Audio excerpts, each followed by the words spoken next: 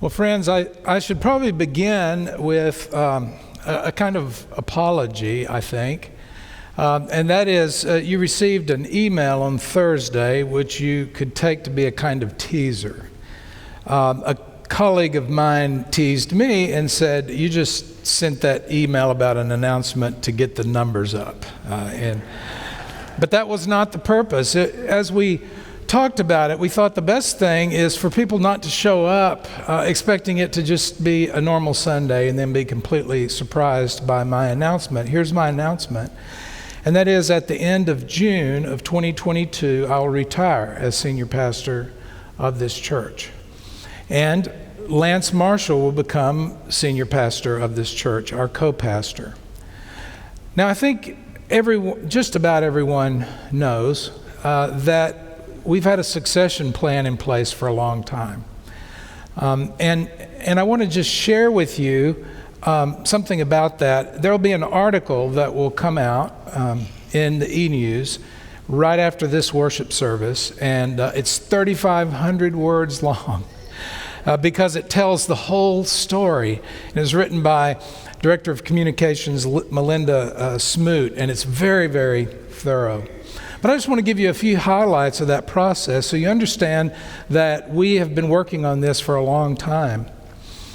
It goes back to 2009 when I had the first conversation with the bishop really about the future of this church and my hopes and dreams and vision for the church.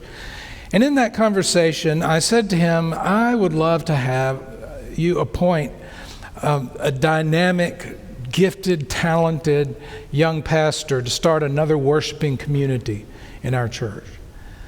And we had that conversation, and at that point the time wasn't right, but I wanted to plant that seed. I wanted the bishop to know of that dream, that vision of mine for the church. Fast forward then to 2012, 2013, when Gary Lindley, who was responsible for church growth and development, New Church Starts, called me up and said that he wanted to take me to lunch. He had a deal for me. And of course, my first thought was, uh-oh, what is that going to be? But he told me that the bishop wanted to appoint Lance Marshall to be a pastor on the staff here and to start a new community in the West 7th area. And so First 7th was the name of that community, and they began to worship. They worshiped once a month in the Botanical Research Institute of Texas.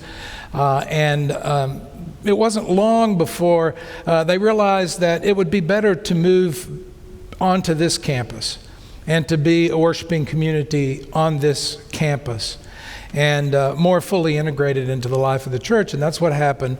And First 7th moved onto this campus, became known then as The Gathering when they moved to Sunday morning. And The Gathering grew and grew and outgrew all their spaces. And you probably know that story. Meanwhile, in 2015, I had a conversation with the bishop in response to what I had learned about his creative appointment making. That is, he had worked with churches to put in place a succession plan, designating one of the associate pastors to be co-pastor of the church with the understanding that they would become senior pastor of the church upon the retirement of the senior pastor. And so when I asked him about that and told him I'd really like to pursue that for our church, he said, do you have anybody in mind? And I said, oh yes, Lance Marshall. And he smiled and said, I thought you would say that. And so we began that conversation then in 2015 that ultimately I talked to Lance about it, and Lance was excited about that possibility. And then we began to have more conversations with the bishop, the district superintendent, and then in September of 2017, the bishop gave permission for us to involve the chair of our staff parish relations committee. And we did that in early fall of 2017.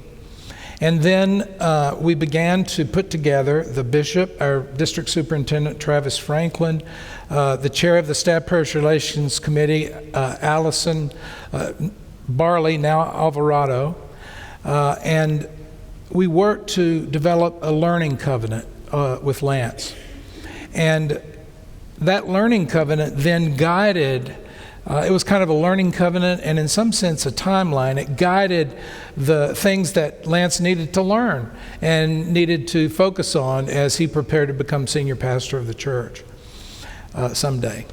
Then in the late fall of that year, we launched our Focus First strategic planning effort. Strategic discernment effort is perhaps a better word. And if you remember that, you know that it involved the whole church, and I assigned Lance to lead that project, and he did a stellar job. And it was in January that Reverend Linda McDermott went 3/4 time. She was senior associate pastor.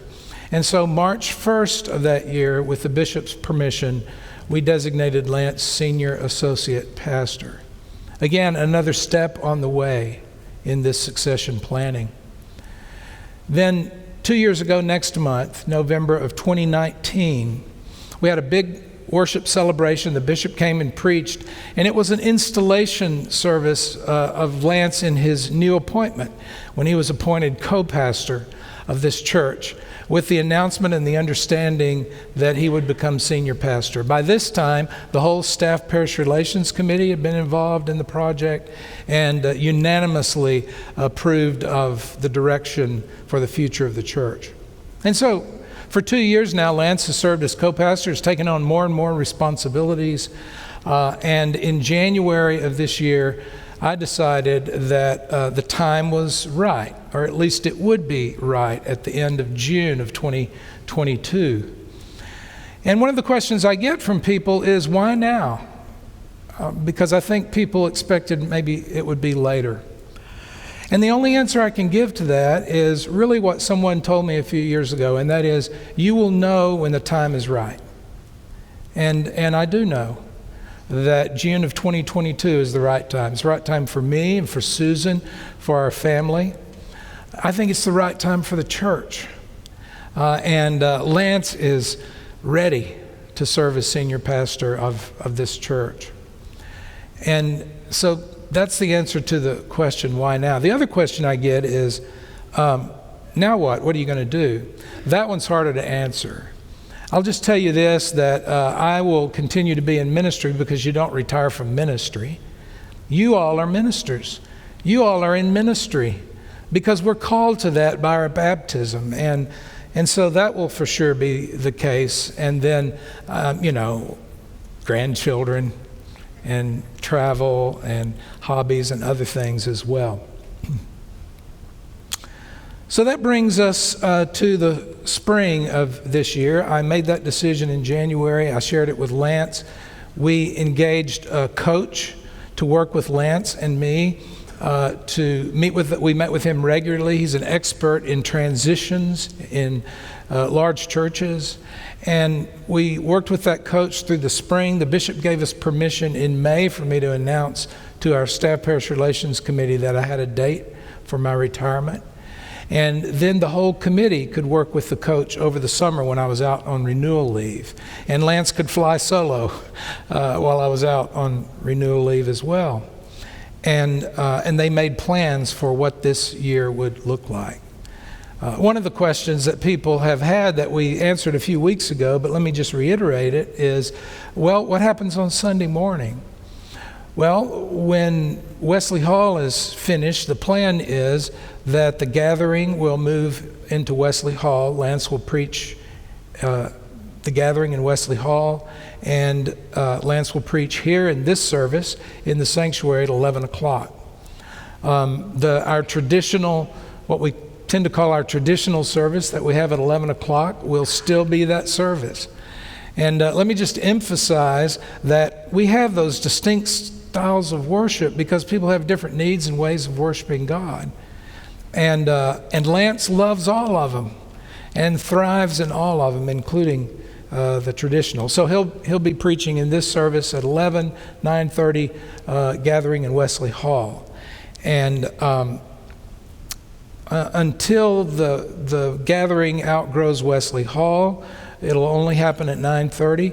And traditional worship will be in here at 11 until there is a significant enough crowd, both in the sanctuary and enough people in the choir, that merits and warrants a 9:30 traditional service as well. So that's the plan for Sunday morning worship.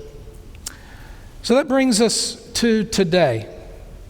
Today, I'm standing in this spot that I first stood when Susan and I and our family came to Fort Worth, and I became senior pastor of this church. And I want to tell you, and that was 18 years ago last month, and I want to tell you that First United Methodist Church of Fort Worth has been my dream church even before I knew about this particular church. The church that nurtured me and the church in which I was called into ministry was a downtown, vibrant congregation in downtown Shreveport. And that has been my dream church and still is. And so the privilege to serve as pastor of this church is just amazing for me.